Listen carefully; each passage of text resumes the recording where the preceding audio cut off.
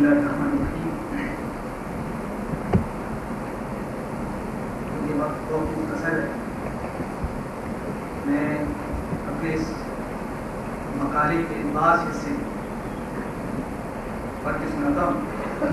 موضوع ہے اسلام کی نظر میں ترقی کا مفہوم اور مسئلہ تعلیم.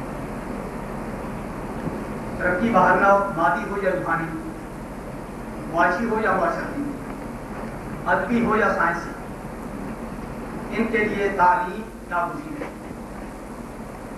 تعلیم کا بنیادی مقصد یہ ہے کہ ایک نسل اپنے افکار و نظریات، عقائد، تہذیبی افکار اور مادی مسائل سے متعلق اپنے تجربات اور معلومات کو دوسری نسل تک منتقل کرتی ہے. اس طریق سے نظام تعلیم نہ صرف یہ کہ ہر قوم کے تہذیبی ورثہ کی حفاظت کرتا ہے، بلکہ وہ روایات و تجربات کی منتقلی میں عقلی منہاج کو بروئے کار لاتا ہے. نئی نسل میں شعور و آگہی کی شمع روشن کرتا ہے، روشن مستقبل کی طرف پیش قدمی کی بصیرت دیتا ہے. ہاں، ایک بات ضروری ہے کہ وہی نظام تعلیم ترقی اور پیش رفت میں معاون ثابت ہوتا ہے جو اس قوم کے حیات و کائنات کے بارے عقائد و نظریات سے ہم آہنگ ہو. کسی قوم کے تشخص کو برقرار رکھنے اور ریاست کے تسلسل میں نظام تعلیم کا بنیادی کردار ہے. مخصوص اقدار حیات اور روایات کی محافظت میں نظام تعلیم ناکام ہو جائے تو وہ قوم اپنی شناخت اور پہچان گم کر بیٹھتی ہے. برے صغیر کے مسلمان اس المناک حادثہ سے دوچار ہوئے ہیں. برطانوی استعمار نے نہایت زبردستی سے جدیدیت کے نام سے ایسا نظام تعلیم مسلط کیا جس کے نتیجہ میں ہمیں اپنی دیرینہ روحانی اقدار سے ہاتھ دھونا پڑا.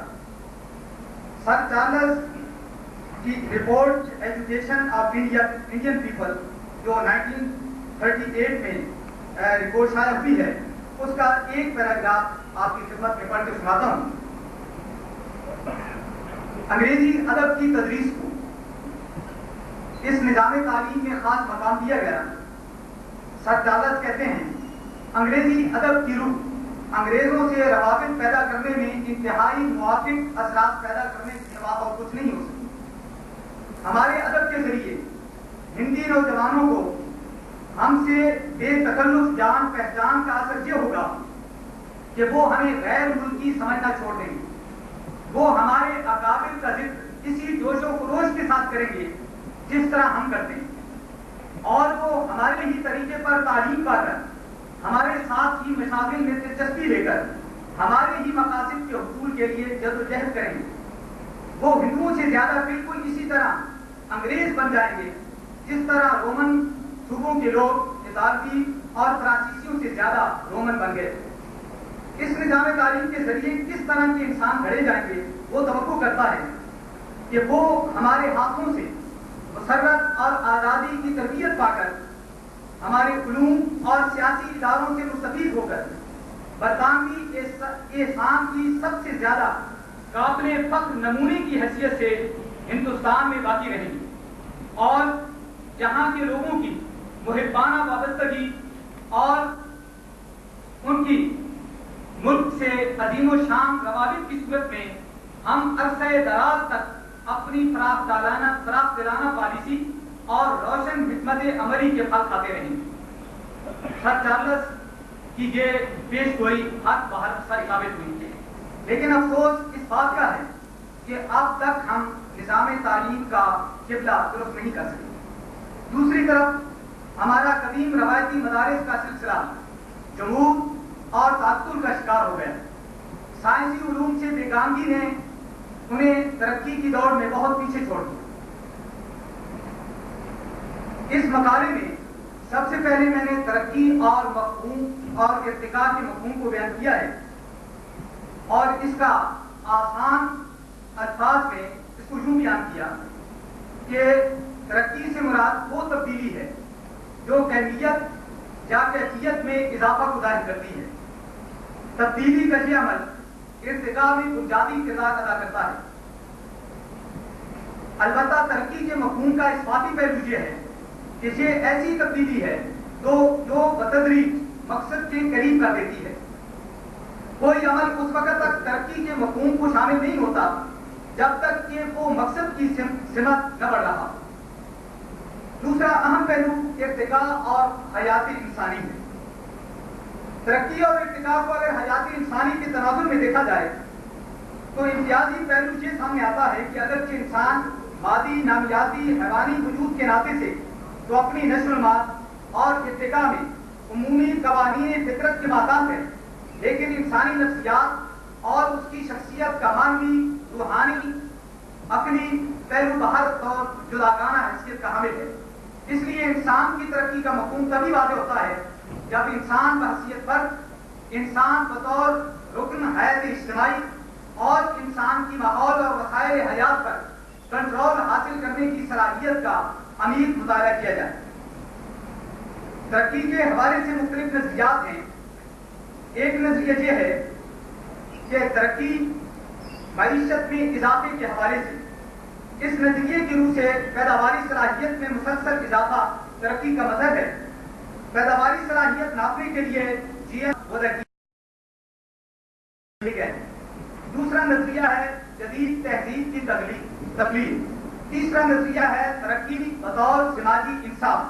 چوتھا نظریہ ہے ترقی برائے حصول آزادی۔ اور ایک NGOs کا فی زمانہ ترقی پسند تنظیموں کا جو تصور ہے ترقی کے بارے میں وہ یہ ہے کہ شعوری بیداری سماج کی تبدیلی کے لیے اپنی مدد آپ کے اصول کے تحت مسائل کے حل کے لیے جدوجہد کرنا۔ اسلام میں ترقی کا نظریہ یہ ہے کہ قرآن مجید میں ترقی کے بجائے فلاح کے الفاظ آئے ہیں۔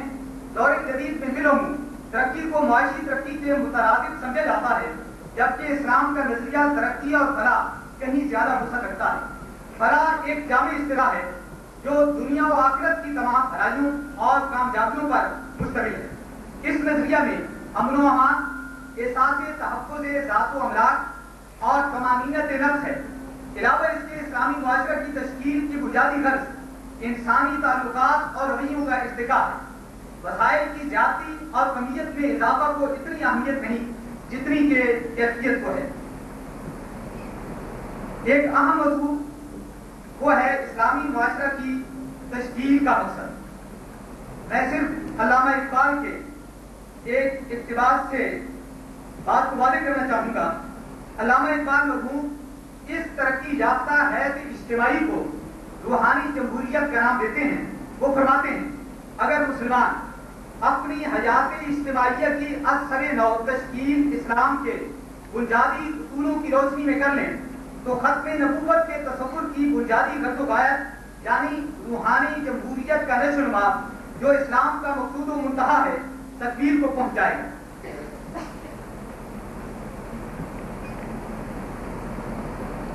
ایک اہم بات جو میں عرض کرنا چاہوں گا وہ یہ ہے کہ ترقی کے لیے بنیادی معیار اسلام کی نقطہ نگاہ سے حضور سید عالم صلی اللہ علیہ وسلم کی تعلیمات کے مطابق معاشرے کی تشکیل ہے، جس کو میں اصطلاح کے طور پر مصطفائی معاشرے کا نام دیتا ہوں، اس لیے کہ مصطفائی معاشرہ روحانیت کی بنیاد بنتا ہے اور اس کے لیے ضروری ہے کہ افراد کی روحانی و ذہن اور وہ ایمان بالغیب اور حفاظت نوع انسان کے عقیدے پر قائم۔ ایمان بالغیب اس عقیدہ فکر و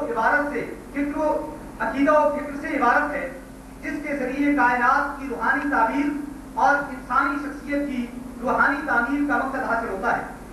مصطفائی معاشرے کی خصوصیات یہ ہیں کہ اس معاشرہ کے افراد روحانی و ذہن ہوتے ہیں، یعنی کائنات کی روحانی تعبیر پر یقین رکھتے ہیں، زندگی کو بامقصد گردانتے ہیں اور ہدایت وحی کے مطابق زندگی بسر کرنے کا عزم رکھتے ہیں۔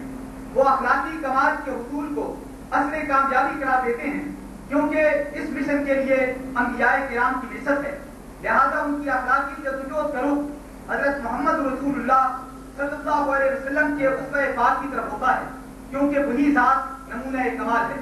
وہ انفرادی حقوق اور انفرادی آزادی پر مصر نہیں ہوتے بلکہ فرائض کی بجا آوری اور ہدایت وحی کے سامنے پیکر تسلیم و رضا بن جاتے ہیں۔ اس کے نتیجہ میں انہیں اپنے جائز حقوق از خود حاصل ہو جاتے ہیں۔ مصطفی معاشرہ اور حقیقی ترقی عصر حاضر کے تناظر میں، جیسے میں نے عرض کیا کہ مصطفی معاشرہ کی بہت ساری خصوصیات ہیں، اور ان میں سے ایک خصوصیت یہ ہے کہ اس معاشرہ کے نظام فکر میں مادہ و روح، دین و دنیا، عقل و جذبہ اور محبت کی عبادت ہے۔ ہر فرد کو حکم ہے کہ دنیا اور آخرت فرقوں کی بھلائی اور خیر کا طلبگار رہے، دنیا اور آخرت کے تقاضوں میں سے کسی کو بھی نظر انداز نہ کرے، اخلاقی اور روحانی ترقی کو اول ترجیح حاصل ہے۔ کچھ اصول ہیں کہ مصطفی معاشرہ کس طرح قائم کیا جا سکتا ہے، اور ان میں سے اہم اصول ارتقاء کے حوالے سے وہ یہ ہے کہ ہم کس طرح موجودہ دور کے بدلتے ہوئے تقاضوں کا ساتھ دے سکتے ہیں، اور اس کے لیے ہم عقلی منہاج کو کس انداز میں استعمال کر سکتے ہیں۔ اس کا تعلق تعلیم کے شعبہ کے ساتھ بھی ہے، اس کا تعلق قانون سازی کے ساتھ بھی ہے۔ تو اس تفصیل کے ساتھ مختلف جو انسانی شعبے ہیں ان کے بارے میں نے بات کی ہے۔ بات کو مختصر کرتے ہوئے آخر میں فسٹ آیت کے عنوان سے چند باتیں عرض کی ہیں کہ جب یہ ثابت ہو گیا کہ ہماری ترقی کا قابل ضمانت لائے عمل ہمیں اسلام دیتا ہے، اور جب ہم یقین رکھتے ہیں کہ امت مسلمہ کو خیر الامم بنا کر کل انسانیت کی بھلائی کے لیے برپا کیا گیا ہے، جب ہم ایمان رکھتے ہیں کہ خاتم الانبیاء حضرت محمد صلی اللہ علیہ وسلم کا اسوہ پاک اور آپ کا تشکیل کردہ معاشرہ ہمارے لیے رہنمائی کے لیے موجود ہے، تو سوال یہ ہے کہ اس درجائے فیض کے ہوتے ہوئے یہ تشنہ روی کیوں؟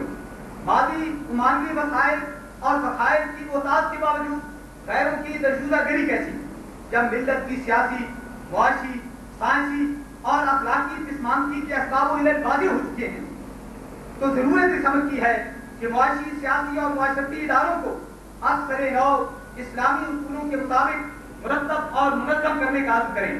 ایمان و تقوی کے ساتھ آسمان سے برکتوں کا نزول ہوتا ہے، ذکر الہی کے ساتھ اللہ کی نعمتوں کا شکر ادا کرنے سے نعمتوں اور وسائل پیداوار میں اضافہ ہوتا ہے۔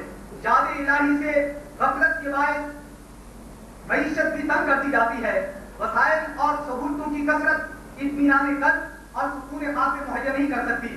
اس لیے معاشی ترقی کی سرگرمیوں میں بڑھ چڑھ کر حصہ ضرور لینا چاہیے، لیکن معاشی اس لیے کہ معاشی جدوجہد فرض ہے، لیکن تزکیہ نفس کی غرض سے تصوف اور سلوک کی اعلیٰ اقدار نہ صحیح تو کم از کم ذکر خدا، ایثار اور انسان دوستی کا ڈھنگ کو سیکھ لینا چاہیے۔ ان اقدار کی برکات سے ہماری معیشت، ہماری معاشرت اور ہماری سیاست تمام شعبے مستفید ہوں گے۔ وآخر دعوانا